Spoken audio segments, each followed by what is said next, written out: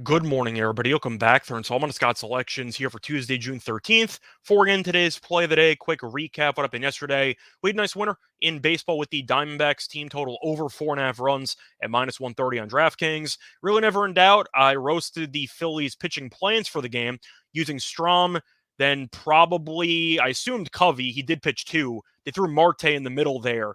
Not the greatest pitching trio, and you ended up seeing the Diamondbacks score 5 runs in the first 4 innings of the game. Game got crazy late, but the Diamondbacks did score 9 runs in a win. So never in doubt for us. Look for the winner here on Tuesday. And for today's play of the day, once again, going to stick with what's worked for us lately, which will be team totals in baseball. We'll look at a game between the Nationals and the Astros, taking place at around 8 p.m. Eastern Time. And for this game, I'm going to take the Nationals team total over 2.5 runs. Now, I am going to warn you, it is a little bit juicy, at least compared to what the normal lines we give out on the show are, but it's not insane.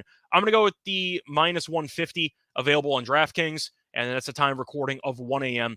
Eastern Time. Covering why I'm going to take the Nationals team total over 2.5 at minus 150. First reason, the Nationals, despite not being the greatest team record-wise, have actually been really good at hitting on the road for some reason. The Nationals are averaging 4.84 runs per road game, which ranks in ninth in the league, and they've been pretty good offensively lately, at least for this team total. The Nationals have scored at least 3 runs in 7 of their last 10 games. Meanwhile, Houston, we know, has a great pitching staff based on reputation and in previous years. However, recently, their pitching staff has struggled over the past week as the Astros have allowed at least 3 runs in each of their last 7 games. And you'd assume with a team total of 2.5, you're probably looking at an elite pitcher. You're looking at a Garrett Cole, maybe a healthy DeGrom. You're looking at Ohtani, any of those elite pitchers.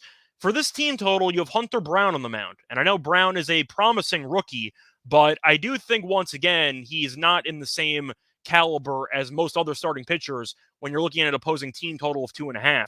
And recently, Brown has not been great because the last 2 starts, 10 and 2/3 innings pitched, 2 home runs allowed, 8 earned runs allowed, and his day game and night game splits are pretty noticeable. His day game ERA is below 2.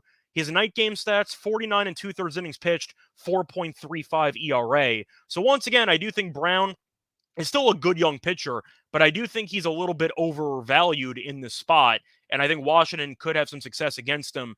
They might go over this in the first 5 innings. Maybe they have to score a couple runs against the bullpen, but a team total of 2.5 for a Nationals team that has once again been really good offensively on the road this season just seems too low in principle, and I'm going to take the over. Now, I know for the actual starter for Washington, you have Corbin pitching, and Corbin has been an auto fade for years, but this year, not so much. He's actually been okay, I guess, at least compared to his usual standards.